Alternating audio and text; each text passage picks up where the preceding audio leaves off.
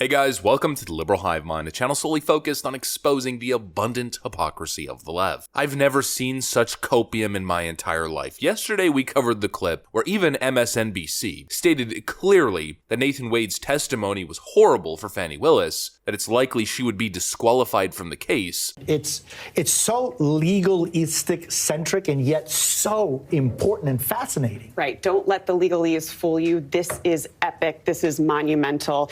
If things are going in the direction we think, Fani Willis lied to the court, it's game over for her. She will be disqualified if they had a relationship prior to when they represented to the court. Obviously, yesterday's news wasn't exactly good news if you're on the anti-Trump side or the blue anon side on Reddit and Twitter, but for some reason I wake up this morning, the morning of the 16th, you guys are probably seeing this on the 17th or 18th, I wake up and my feed is just filled with leftoids celebrating Fani Willis's performance during the hearing. Oh, Fani took him on. Don't mess with an independent, strong woman. She is absolutely slaying during her testimony. That's the actual narrative that leftoids are pushing on Twitter, and I'm just sitting here completely flabbergasted, confused as to what the hell is going on. It's gotta be copium, right? I mean, it just has to be. The left is celebrating Fani Willis's testimony as a win for Fani, but I don't know about you guys. My perception is quite different. I'd argue the exact opposite. That's pretty much the topic of this video. Let me show you guys exactly what's going on. We got some stuff to get into, so let's roll the tape. Alright folks, so let's first start off with the leftist narrative. Leftoids on Twitter are posting a couple clips here with similar captions. People are playing this one. No. I object to you getting records. You've been intrusive into people's personal lives. You're confused. You think I'm on trial. These people are on trial for trying to steal an election in 2020. I'm not on trial, no matter how hard you try to put me on trial. So. Oh, you go, girl. You slayed him. There's also this one. Okay. So, but you were saying that you had amounts of cash. You still had that lien in 2022 when you were dating Wade and going on these trips. So the cash that you gave him, that could have been used to pay this tax lien off? You gonna tell me how to pay my bills? And this one. The only money you've ever given him outside of a contract is cash. I didn't give him money in a contract, so that was cute. But I didn't give him money outside in a contract. What happened is, no, we're gonna answer it since you said it. And this one.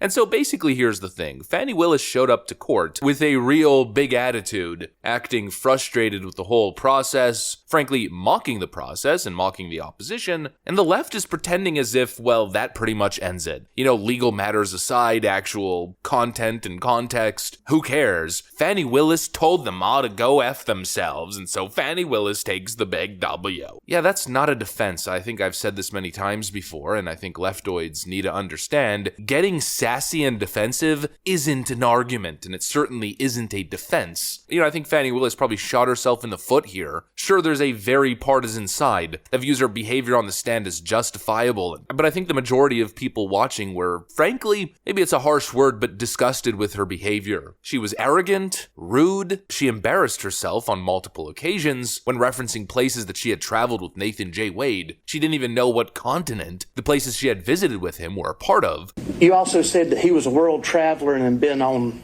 many of the continents. I've been to 6. Have you been on any of those continents with him?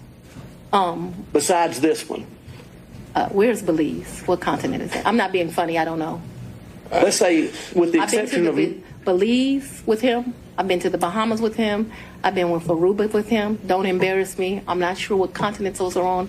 Whatever continents those are, that's where I've been. I'm sure if I gave it some thought, I would tell you. But whatever continents those are, that I've been to those locations, sir. Overall, she came off as unqualified, obnoxious, maybe a little bit ignorant, and most importantly, she never actually mounted a legitimate defense. She acted as if the whole thing was ridiculous and blew it all off, but her defense, as we've been covering throughout this whole ordeal, was lackluster to say the least. Here's Fani Willis being challenged on the issue that actually she had reimbursed Nathan J. Wade for all the trips that he had paid for. But I always have cash at the house. That has been, I don't know, all my life. If you're a woman and you go on a date with a man, you better have $200 in your pocket. So if that man acts up, you can go where you want to go. So I keep cash in my house, and I don't keep cash as good in my purse like I used to, because I don't go on many dates. But when you go on a date, you should have cash in your pocket. So my question was, where did that cash originally come from, if it didn't come out of the bank? Cash is fungible.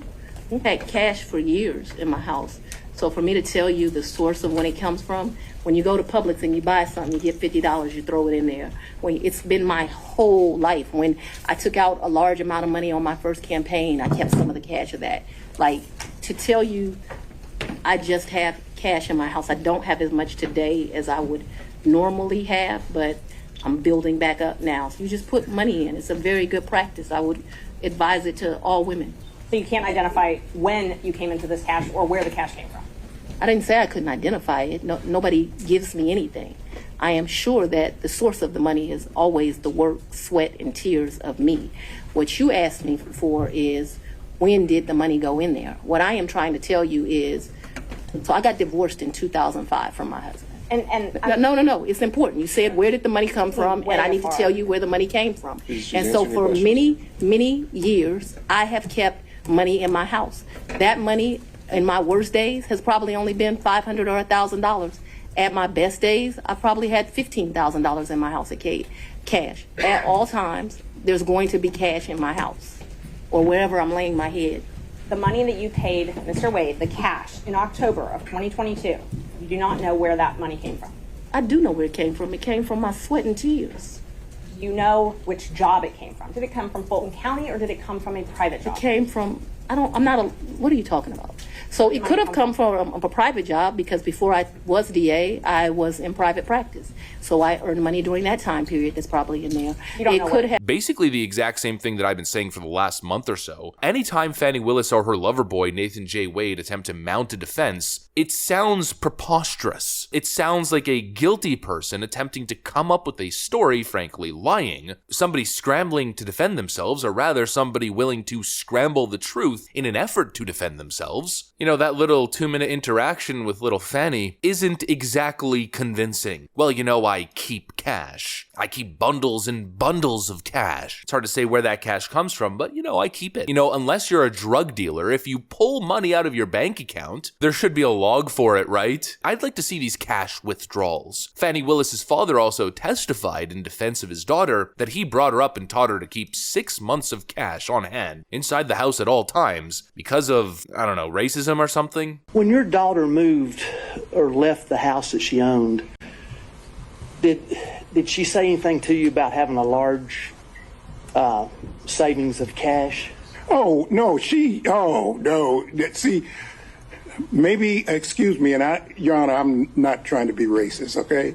But it's a black thing, okay? You know, I was trained, and most black folks, they hide cash or they keep cash, and I train. You always keep some cash. I've always kept cash, and I've told my daughter, you keep 6 months worth of cash always. And so that's the justification. Well, that seems like a big chunk of change, especially if you're living the kind of life that Fani Willis is living. 6 months of cash. I mean, let's take a little bit higher than the average rent, you know, the average mortgage cost. Let's just say $2,000. I think that's a pretty low number if you're the district attorney of Fulton County and you've been a lawyer for as long as she has. But let's say her monthly expenses are $2,000 on housing, utilities and whatnot. Let's call it 2.5. Food, groceries, blah, blah, blah. Let's call it $3,500.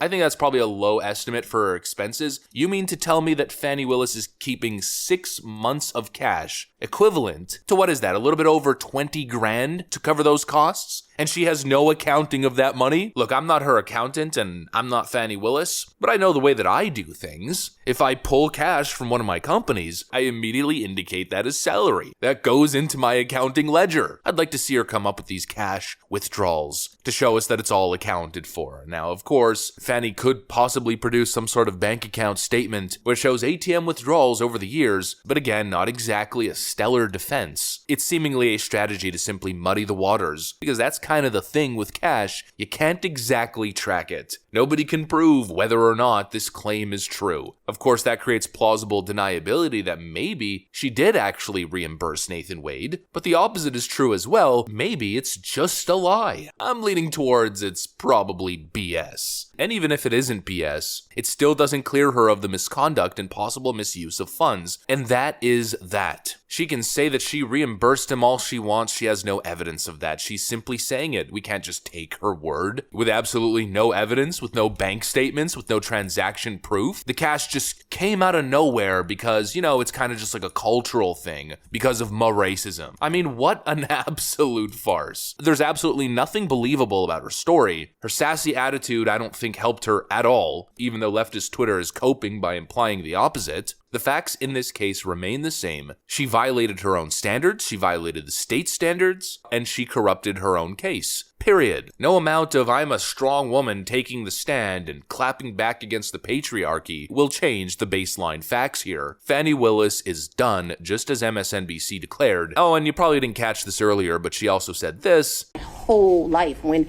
I took out a large amount of money on my first campaign, I kept some of the cash of that. Like, to tell you I just have cash in my house, I don't have as much today.